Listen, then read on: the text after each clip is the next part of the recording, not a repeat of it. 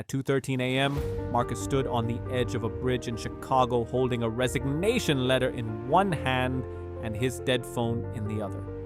3 hours earlier, he had been certain his life was over. The freezing wind cut through his jacket while the city lights blurred beneath tired eyes.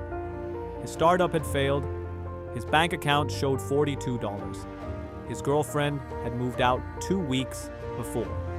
And tomorrow morning, he was supposed to walk into the same office where everyone secretly believed he was a fraud. Marcus laughed bitterly. Maybe they were right. The train roared beneath the bridge. That sound reminded him of something his father once said. "Son, trains are loudest when they're closest to change." Back then, Marcus didn't understand it. Tonight, he finally would. Marcus grew up on the south side of Chicago in a tiny apartment above a grocery store. His mother worked double shifts as a nurse.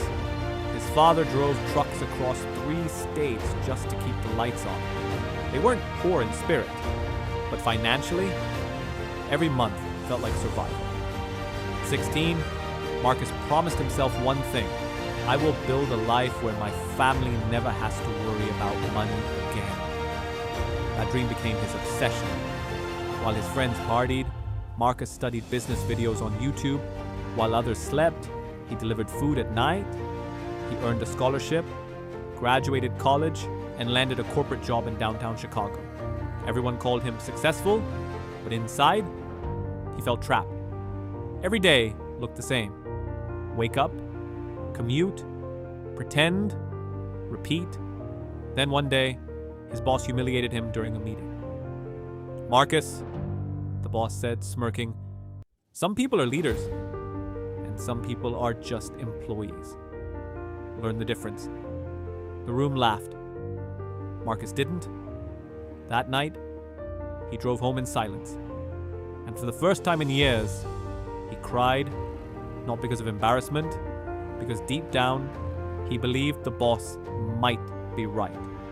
Still, something inside him refused to die. So Marcus quit his job and started a fitness app with 2 friends from college. They had no investors, no office, no backup plan, only belief. For 6 months, they worked from Marcus's apartment, eating instant noodles and surviving on caffeine. At first, it felt exciting. Then reality hit. Customers didn't come. Bills piled up. Investors rejected them. One investor even told Marcus, "You're passionate, but passion doesn't pay bills." That sentence haunted him. Week after week, failure followed failure. Soon one partner quit. Then the second. Marcus was alone, the app was dying, and the dream he had carried since childhood felt impossible. That's how he ended up standing on the bridge at 2:13 a.m., cold, broken, empty. A homeless man sitting nearby looked up and asked, "You okay, kid?" Marcus shrugged. "Doesn't matter." The man stared at the skyline for a moment before speaking again. "You know what's funny about cities like this?" Marcus stayed silent. The man smiled. "Every building you see was once an empty piece of dirt. Somebody looked at nothing and imagined something." Marcus frowned. So maybe your life looks empty right now because you're standing at the beginning, not the end? Marcus looked at him carefully. The man continued, "Most people quit one chapter before everything changes." Those words hit harder than anything Marcus had heard in years. One chapter before everything changes. Marcus went home, not because he suddenly felt motivated, because for the first time in months, he felt curious.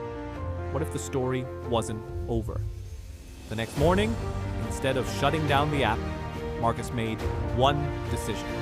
He would give himself 90 more days. But this time, he stopped trying to impress investors. He focused on helping real people. He personally called users. He listened to their struggles. He redesigned the app based on feedback.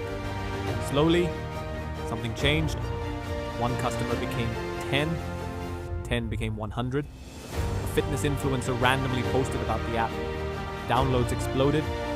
Within a year, Marcus's company crossed 1 million users. 2 years later, a major tech company offered to buy the app for $30 million. Reporters called him an overnight success. Marcus laughed every time he heard it, because nobody saw the bridge, nobody saw the rejection, nobody saw the loneliness, nobody saw the nights he questioned his worth. People only celebrate the victory. They rarely respect the struggle. Years later, Marcus was invited to speak at a graduation ceremony in Chicago. Thousands of students waited to hear his success formula. Marcus walked to the microphone quietly. Then he said, "I thought success would come from confidence. I was wrong." The audience became silent. It came from continuing after confidence disappeared. You could feel the room change. Marcus looked at the students and continued, "Some of you are losing right now. Some of you feel behind. Some of you secretly think you're not good enough." He paused. "So did I." Then he smiled. "But let me tell you something America forgets sometimes. Failure is not proof that you're weak. It's proof that you tried." The room erupted in applause, but Marcus wasn't finished. He leaned closer to the microphone. And the people who change their lives, they're usually the ones who refuse to quit during the part where nothing made sense. Silence. Real silence. The kind that reaches people. Then Marcus ended with the same words that once saved him on that freezing bridge. Most people quit one chapter before everything changes. So if life feels heavy right now, if your dream feels impossible, if nobody believes in you yet, keep going. One day, the pain that almost broke you may become the story that inspires someone else to survive. And maybe, just maybe, your biggest breakthrough is closer than you think.